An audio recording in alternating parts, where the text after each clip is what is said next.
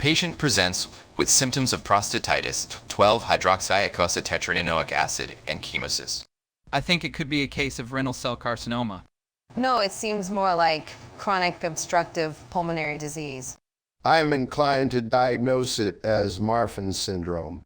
I believe it might be lichen planus. Citizen versus. What? Are you sure, Hawks? Damn sure. All of you, listen up. We're going in for an abdominoplasty. But that's risky, Hawks. I don't care. It's the only way. We must save this patient's life.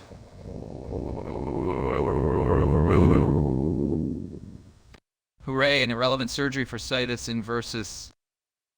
Tracy, you called me in here? Yes, Hawks.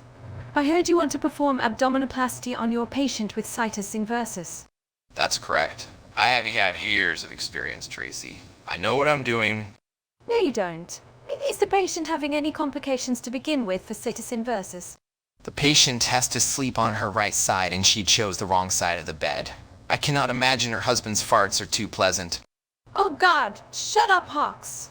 I'm surprised you're even bothering with an invasive surgery for this condition. You know what? I think you're right. The only downside is that they already started the abdominoplasty, but it's not all that invasive. I'll take the heat for this one. Would you look at that? The patient is not in critical condition for once. Abdominoplasty isn't too invasive, though. I did warn this wasn't relevant. You were also right for once. Anyway, let's go see Hawks. So, team, I made a bit of a bad call. This doesn't happen too often, but it needs addressed. Sinus inversus is not meant to be surgically corrected if the patient isn't suffering from any symptoms. Didn't you make some offhand comment earlier about how she can't stand her husband passing gas in bed? First of all, it was offhand.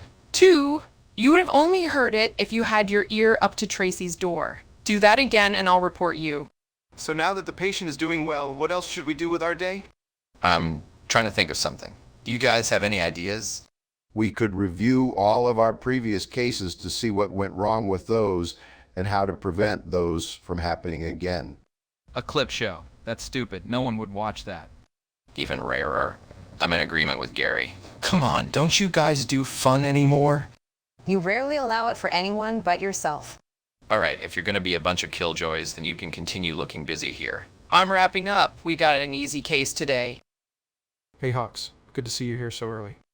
Why are you here early? I don't have too many patients today.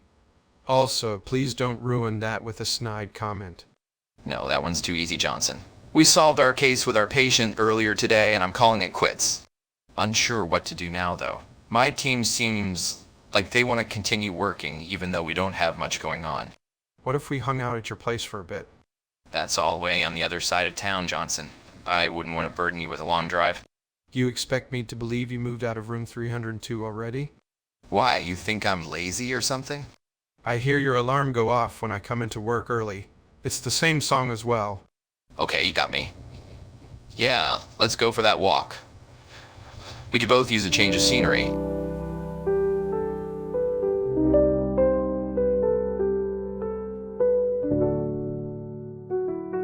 The old hospital. It's not worth much now. They even abated the asbestos during the federal investigation on the alien, from what I heard. I still feel like it has more charm than the one we're in now, though. That's probably because we work in a former factory building repurposed into a hospital.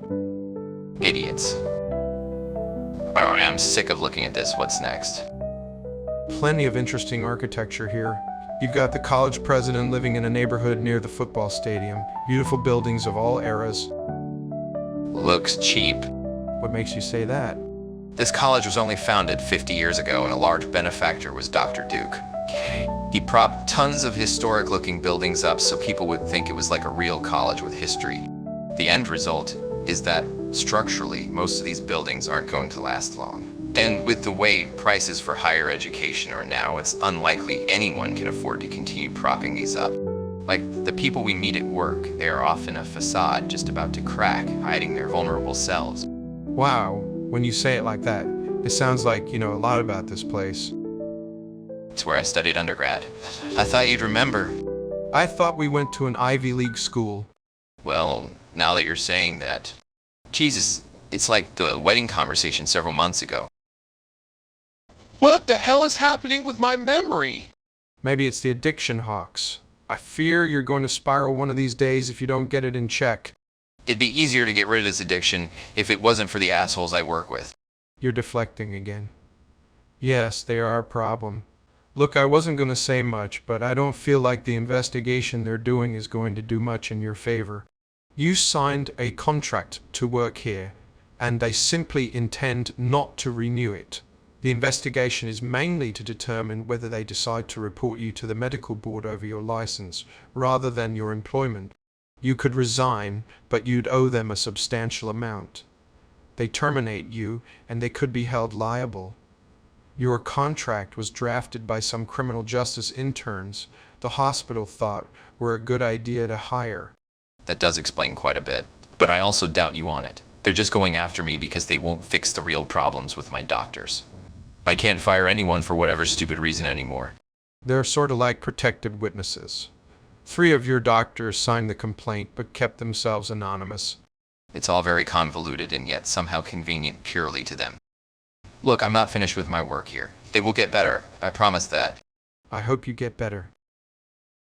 I'm going home. I'm starting to see now that even you are trying to manipulate me and I won't have it. Good night. I'm sorry, Hawks. Good night.